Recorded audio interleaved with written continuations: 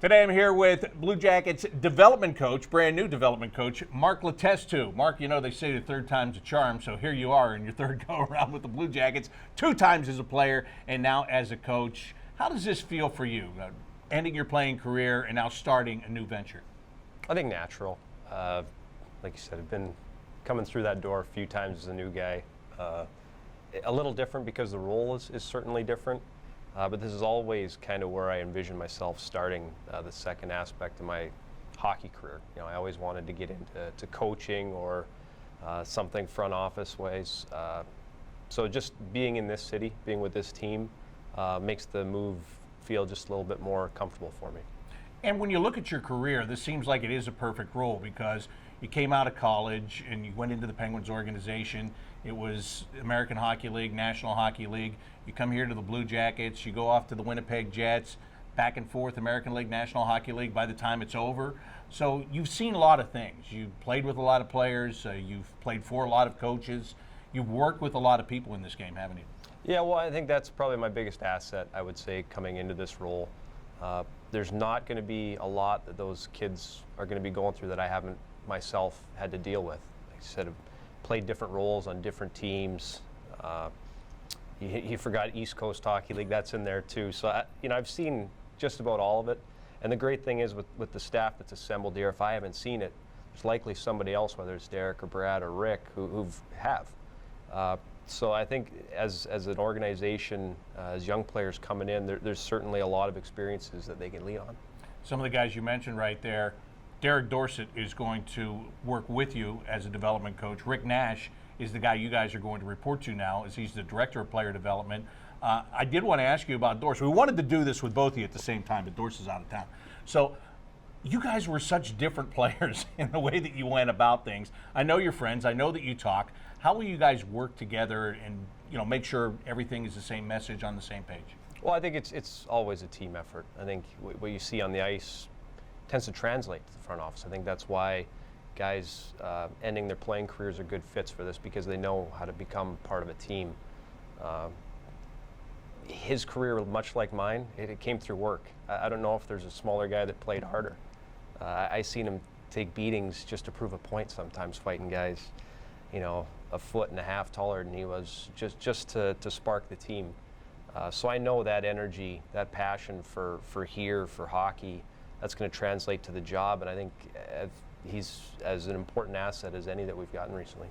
Now, when you talk about player development, there are different levels. Of course, there will be players that are in college. There will be players that will be in the minor leagues, in East Coast Hockey League, the American Hockey League. When you go to Cleveland, you played in Cleveland not that long ago. There's still going to be guys there that were teammates, and now you're in a different role. How do you see that? Is that part going to be a little bit fun for you in some ways? Yes. I don't view my role as that much different. I think when I was there at the end of my career, you're more or less a development coach. You're an extension of the coaching staff to the locker room. You're more of an on-ice example of trying to show these players how to get to the NHL. Now, as you're not putting the skates on, but you're still trying to show them, maybe through experiences, how their roadmap to get to the NHL. That's basically my position. Knowing some of the older players there, I can lean on those guys. Those guys are friends. I can lean on them to take on the role that I had as a player, and maybe ask of them to show the way. And those veteran guys, the guys that I know, they're as important as any when it comes to developing pros and moving forward.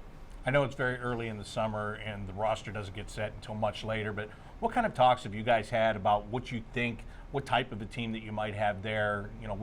What type of players? Obviously, this team is going in a direction where there's 3 draft picks that, as of right now, 3 first-round picks that the team has this year. They had a first-rounder from last year that has come over to play pro in North America. Have you guys talked about what kind of situation you might have in the American Hockey League yet? We haven't had a lot of those discussions.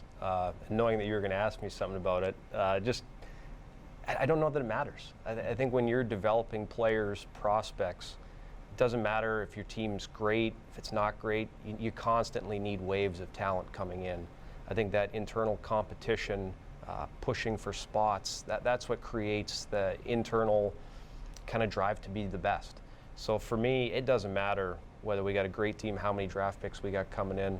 We're going to have a group of prospects that we need to get to the NHL. Whether that's soon, whether it takes a while, that's kind of determined by the player. But our job's to give them the tools they need to be successful. When you were that older guy in Cleveland and when you were talking to young guys, what kind of conversations do you have? You said you're going to be kind of in the same role there, but not necessarily sitting next to them on the bench, being on the ice. What kind of conversations do you try to have with young players, especially the mental conversations? The skills are one thing, and as you know and as we talked about, the mental part many times is what decides where you end up and how long you end up playing there, because you've got to become mentally tough. You've got to figure it out in your head. Well, and that's probably that transition. Whether you're coming out of junior or college, generally everybody's been the best. They've played in the top 6. They've scored. They've been the starting goalie. They've been the top 2 defensemen. As you progress, you got to find ways to find success that isn't on the score sheet. That guy that was the top 6 player or top 2 defenseman in college may have to be a role guy, may have to now become a penalty killer. And sometimes you have to adjust their sights on what success is, because when you're not getting those points or you're not getting the ice time maybe you think you need, you can lose yourself, you can lose your game.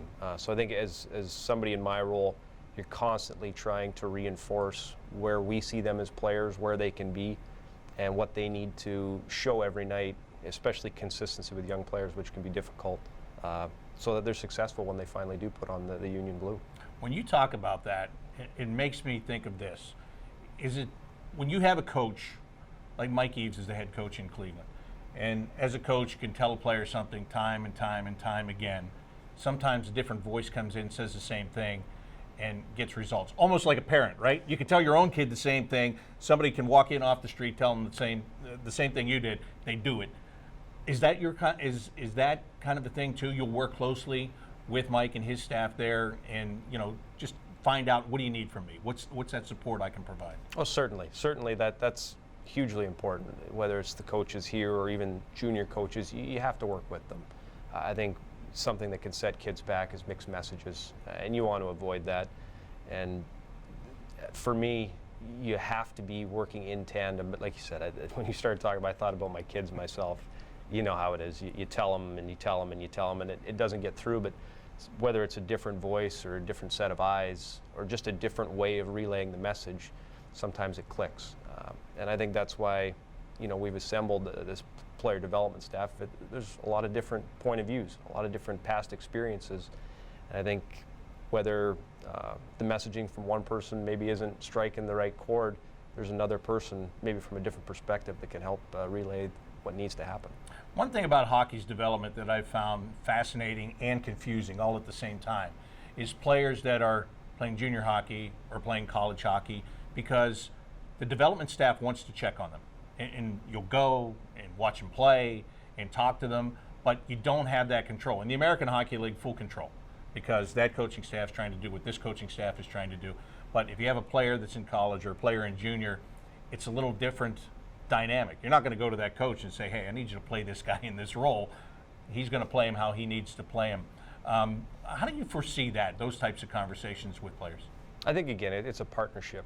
I think everybody involved in that, whether it's the NHL team or the junior team or the college team, you want the individual success. You want that player to play at his max potential, because that ultimately has an impact on team success. So you're always working in tandem.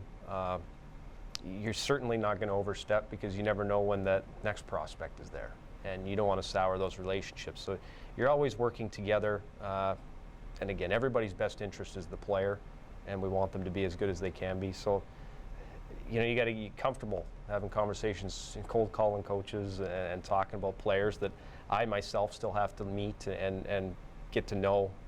But again, everybody's working together for the best of the kid. Whose brain have you been picking as far as how to approach this? Well, I mean, Chris Clark's been obviously, he's been a wealth of knowledge. Just he was the development coach when I was in Cleveland, which helped. And then Bill Guerin is somebody that was in Minnesota, and Matt Hendricks, a teammate. As you said earlier, when you play with a lot of guys and You develop a lot of relationships that stay within the game. Everybody's so willing to help, which has been nice. Everybody's had a lot of information to share, pitfalls. They've warned me about some of the things that I got to watch for as, newly in the business, whether it's travel schedules and whatnot. I know I'm still going to screw them up, but they've warned me. They've done the best they can, but sometimes growing up with a new position is screwing up. So, but for me, you just dive right in and you go after it and see what happens. Now, you've talked about this team that you guys have assembled and how you saw your next phase of your career starting here in Columbus. Rick Nash, Derek Dorsett, Mark Letestu, all working together. Very recognizable names for the fans of this franchise. How nice is it for you that here you are working with these kind of people and that former Blue Jackets are coming back, not just to live here now, but to work within this organization and make this franchise better? Yeah, it's always important. I think, speaking with Jody, who's run the alumni, there's now 13 local, it's growing. I think whether it's players new or old, they realize what kind of a special place this is. And I think it's incredibly fortunate that all three guys that you mentioned, myself and Derek and Rick, got a job within the organization. But I don't think we were leaving the city. We've all had homes here for a while. We enjoy being a part of Columbus. And I think being a part of the Blue Jackets is just kind of the topper. But I know all three of us are incredibly proud to be a part of things here, and we want to have a lot of success going forward. Last year, you were one of those on the outside looking in kind of guys in many ways, but what did you think as you watched what happened here? And, it was obviously a very disappointing season, and now there have been changes. There are going to be more changes, but where do you see the Blue Jackets right now? Well, and changes are part of this game. When success doesn't come, changes happen, and obviously fell short of some goals last year. But I'm excited for Brad Larson to get the head coach job. I know he's been waiting in the wings for a while. The success he's had, I've played for him. I know the potential and the communication skills that he has is certainly going to get through. And more importantly, I know the work ethic and passion he's going to bring, and teams tend to take on the personas of their coaches, and hopefully for this team, they get a chance to do that, and if they do, they'll be just fine. And that's a funny thing that you bring that up.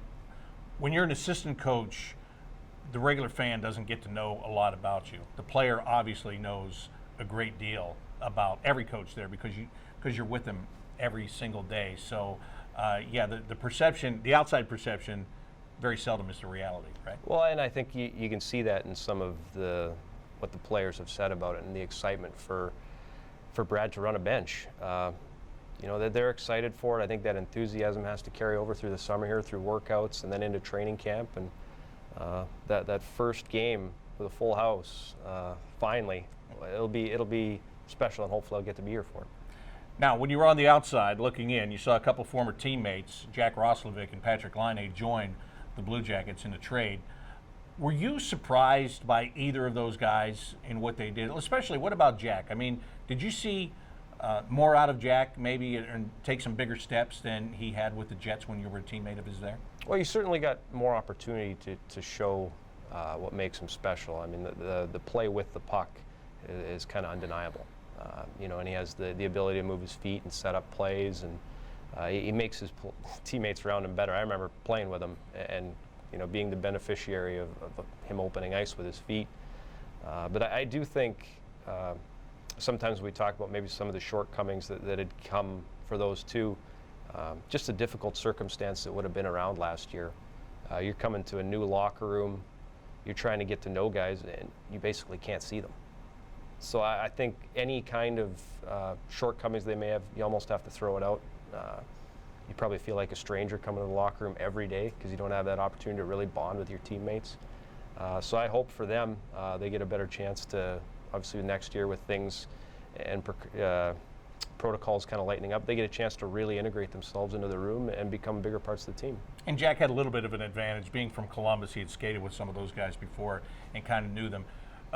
You've seen Patrick Laine basically at his best, and you can make the argument maybe we saw him at his worst this past year, but when he is going, what kind of a player is he? What kind of a teammate is he? And how special can he be? Well, he's a game breaker, plain and simple. you can probably count them on one hand who can shoot the puck like he can. And the year that I played in Winnipeg with him, the commitment to defending, commitment to back checking, the commitment to physical play. For me, just as an outsider, I didn't know that was in him until I played with him. And then you see it, how much he cares about being the best. He wants to score every night. He wants to score 4 goals. Sometimes maybe he's too hard on himself, but I think that's the drive that will make him great and will make him a big part of this team for years to come.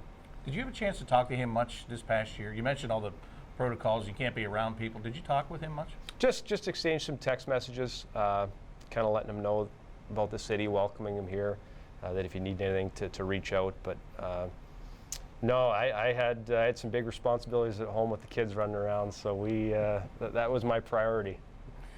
What's your priority right now? I mean, it's summertime. You've got that family. Your family's involved in activities. When does the real get your nose to the grindstone begin, or has it already? It already kind of has. We've had some meetings here with players internally within the organization. So as all decisions are in my house, coming back to the Blue Jackets was a total family decision, and everybody's pretty happy about it. So everybody's fully supportive. We're ready to go, and really, as JD said, get back to work. Nothing in my hockey career came without it, and that's all I know how to do, so I'm happy to be a part of things. Well, not only is your family happy, not only are you happy, we're all happy to have you back, Mark. It's I know from the time that you called it an end of a career and moved back here, and we had a chance to do a little high school hockey broadcast together, which was fun in the spring, and I always enjoy being around you. So it's great to have you back here. I know the fans are going to appreciate it. I know the organization is going to benefit from it. So thanks for taking the time, and good luck. Well, I appreciate it. Thank you. That is Mark Letestu. He is the new player development coach for the Blue Jackets.